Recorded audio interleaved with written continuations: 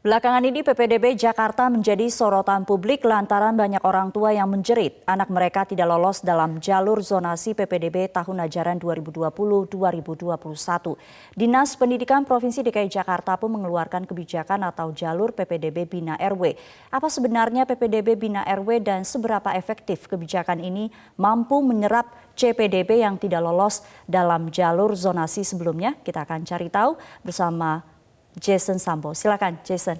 Ya, Sumi dan juga pemirsa, untuk meresponi sebenarnya keluhan dari jeritan masyarakat yang sudah disebutkan tadi, bahwa banyak dari masyarakat yang anaknya tidak lolos di jalur zonasi sebelumnya, maka Dinas Pendidikan Provinsi DKI Jakarta membuka jalur baru sebagai alternatif, yakni adalah jalur PPDB Bina RW. Nah, kalau kita bertanya apa sebenarnya PPDB Bina RW dan seberapa efektif, kita akan cek fakta dan datanya dalam fact check kali ini. Kita lihat secara definitif.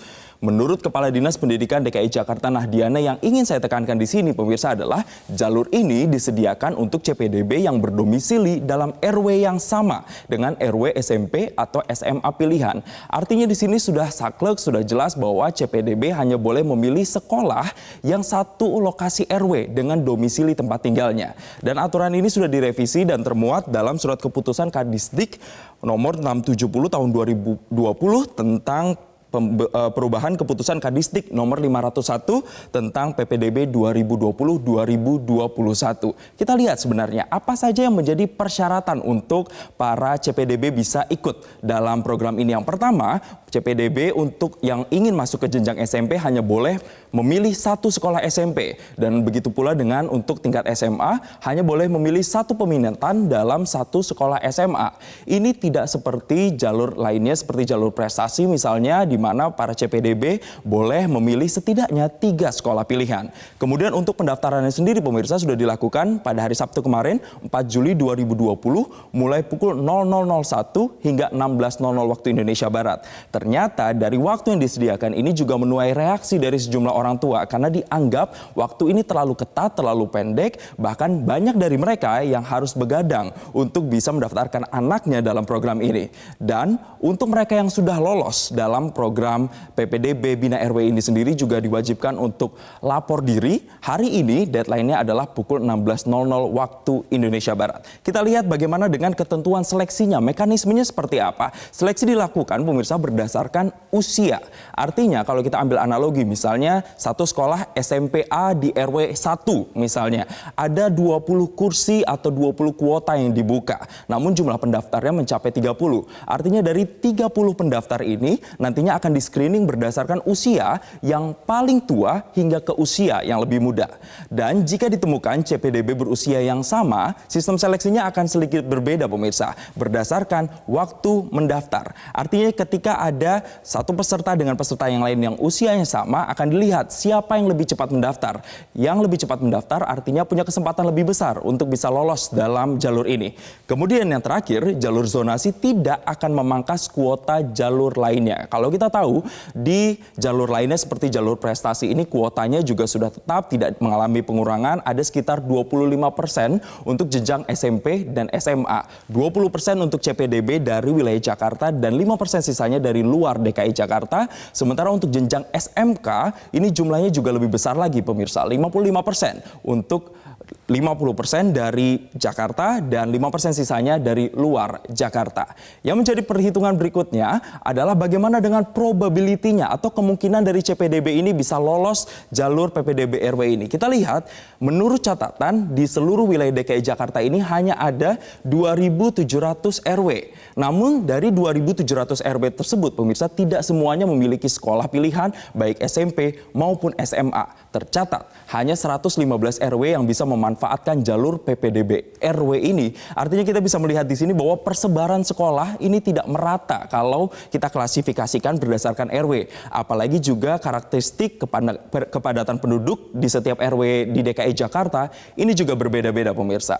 Sementara untuk total kuotanya di sini pemirsa juga 5%. Ini juga merupakan hasil rundingan antara Kemendikbud dengan Dinas Pendidikan Provinsi DKI Jakarta yang melakukan penambahan kuota setidaknya dari 36 hingga 40 orang per rombongan kelas. Dan total kuota 5% ini ternyata dinilai oleh sejumlah kalangan, salah satunya adalah kalangan dari Wakil Ketua Relawan PDB DKI Jakarta Hussein Imran yang menyatakan angka ini tidak proporsional. Mengapa tidak proporsional? Analoginya seperti ini pemirsa. Untuk lulusan SMP tahun ini kurang lebih mencapai 50.000 lebih lulusan. Sementara bangku SMA yang tersedia adalah 28.000 kursi SMA. Artinya mereka harus bersaing untuk bisa masuk ke 28.000 kursi SMA negeri ini. Kalau kita ambil kuotanya hanya 5% dari 28.000 ini, total kursi yang diperebutkan adalah 1.400. Anda bisa bayangkan pemirsa, ada puluhan ribu lulusan SMP yang harus bersaing secara ketat untuk bisa mendapatkan 1.400 kursi yang diperebutkan. Kita lihat lagi, kemudian ini menuai juga reaksi dari berbagai orang tua di sosial media. Ini beberapa capturean yang berhasil kami ambil di kolom komen Instagram dari Disdik DKI Jakarta. Pak, tolong dong adik saya mau masuk SMP saja susahnya bukan main. Sedih saya Pak, jadi kakaknya ngurusin dari jalur afirmasi sampai bina RW tidak ada yang nyangkut. Ada juga yang bilang maaf tidak ada sekolah yang bisa dipilih berdasarkan RW sesuai kakak Anda. Dan yang terakhir ada juga yang bilang kalau tiap RW belum tentu ada sekolah, begitu juga jalur zonasi, tidak tiap kelurahan ada sekolah negeri. Bisa kita simpulkan dari apa yang menjadi keluhan mereka di sini pemirsa bahwa persebarannya memang tidak merata untuk sekolah-sekolah ini, mereka menemukan sejumlah kendala, bahkan ada beberapa kasus yang orang tuanya misalnya punya rumah yang kemudian jarak dengan sekolahnya yang ingin didaftarkan hanya berjarak di depan rumah misalnya, tapi tidak bisa mendaftarkan lewat jalur ini karena ternyata berbeda RW. Ini yang juga menjadi kendala bagi sebagian orang tua untuk bisa mengikuti jalur ini. Kita lihat bagaimana kemudian tanggapan dari kebijakan ini yang kemudian dikeluarkan oleh Wasekjen Federasi Serikat Guru Indonesia atau Satriawan Salim yang mengatakan bahwa tak semua RW memiliki sekolah negeri, khususnya SMP dan SMA, kecuali taman bermain memang banyak. Kalau kita melihat pemirsa memang karakteristiknya ini setiap RW di DKI Jakarta sekali lagi tidak memiliki SMP atau SMA pilihan. Dan Satriawan Salim juga memprediksi bahwa nantinya akan terjadi beberapa lonjakan di beberapa sekolah.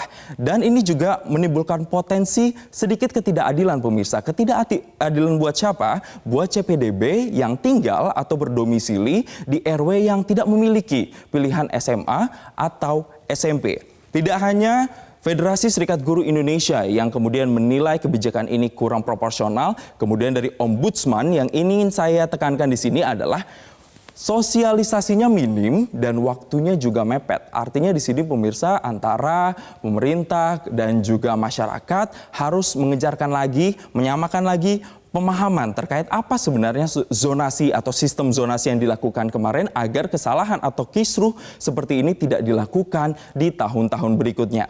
Tidak hanya itu saja pemirsa, Ombudsman bahkan juga memprediksi bahwa dengan adanya kebijakan ini bisa saja ada kecenderungan sekolah yang melakukan jual beli kursi atau jual beli bangku. Dan ada efek domino lainnya, kecenderungannya sekolah nantinya juga akan menambah tenaga kerja honorer atau guru honorer yang bahkan untuk anggarannya sendiri ini tidak ada dan tidak mungkin diambil dari dana BOS.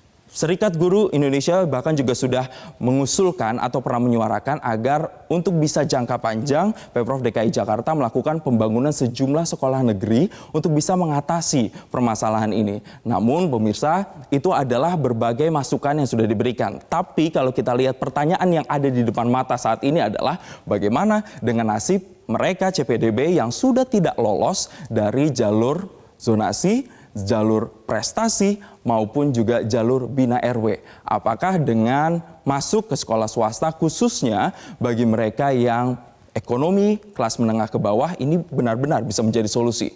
Ini yang kemudian harus menjadi concern atau apa yang menjadi pertimbangan pemerintah berikutnya untuk dipikirkan. Untuk sementara demikian, kembali ke Sumi. Baik, terima kasih Jason Sambo untuk pemaparannya.